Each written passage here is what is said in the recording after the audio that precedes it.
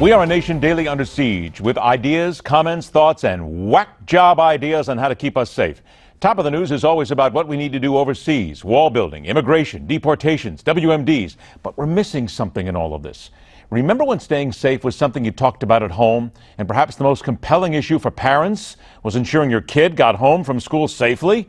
The time has come to focus once again on the home, the family, something our current spate of political candidates might want to consider, because it would appear we've taken our home out of the equation and in the process allowed ourselves to become much less safe than anyone might imagine. Our guest is a recognized national security expert, the first Homeland Security advisor for the state of Massachusetts, and the author of Security Mom, an unclassified guide to protecting our homeland and your home. Most important, a proud mother of three. Let's welcome Juliette Kayyem to the Hard Line. Juliette, thanks so much for joining us. And this is absolutely fascinating and so perfect for the time, because I have said this for a long time. The home itself just seems to be so overlooked. When did we get to that point in just looking at it and going, don't worry about it? Yeah, or it's someone else's problem, or the government's going to fix it.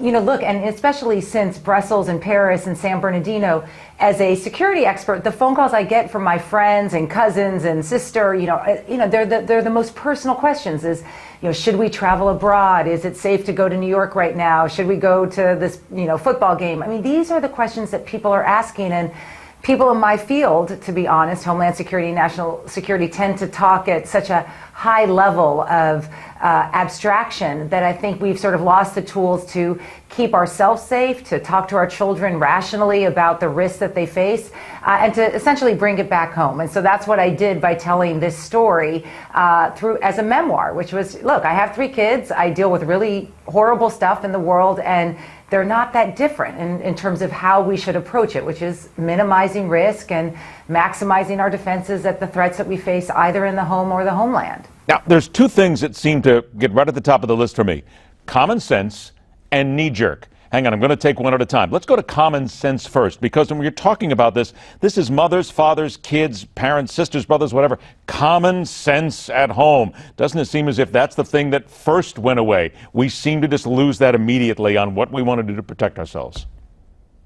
That's exactly right. And a lot of people say, oh, I can't talk to my kids about this scary stuff. Well, first of all, if your kids are of a certain age like mine and have an iPhone, they know it already. So you owe it to them to put it in perspective, but to also talk to them about, look, if something happens, we'll meet back home, or if the cell service is down, as we know is always true after a big disaster. Here's how, here's where you should go, or here's how you should think about it. I also talk about having your own provisions in your home. People in Florida and California get that because of the natural disasters they face. They're totally rational, easy ways to just minimize the risk to yourself and your family. You don't have to lose your head. You don't have to put your head in the sand. There's something in between, and it's called, basic parenting, basic preparedness. Oh, wait a minute. There's basic parenting right there, and you brought up a great point. The fact that most kids today, I think when they're just in the womb, they still have their first iPhone at that point. So they know what's going on in the world. So then how do you as a parent then help them delineate between the reality that they see on their iPhones and fear? Because there's people out there who are shoveling fear down our throats every day. And as a parent, you got to separate those two. That's exactly right. So what I say, it's always age appropriate, and it's also always maturity appropriate. So, there are some 14-year-olds who can handle this conversation and some 10-year-olds who can handle this conversation. But just depending on who your kids are, look, remind them we live in a relatively safe country. I mean, compared to what's going on in the rest of the world, so that you put it in perspective, and that that the harms from driving and bike riding without a seatbelt or a helmet are much greater, but that there are things that can happen.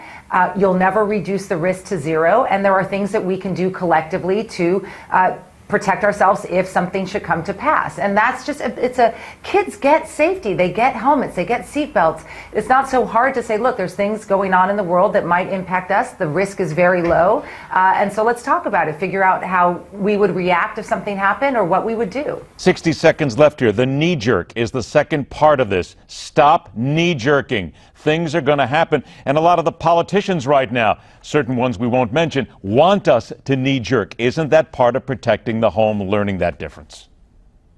It is. And it's, I guess, put it simply, we before 9/11, America was not, unicorns and daisies, right? So we have this belief that, like, if it's after 9/11. Look, this country has always been at some risk for whatever harms, natural disaster, viruses, earthquakes, terror, violence, guns, whatever it is.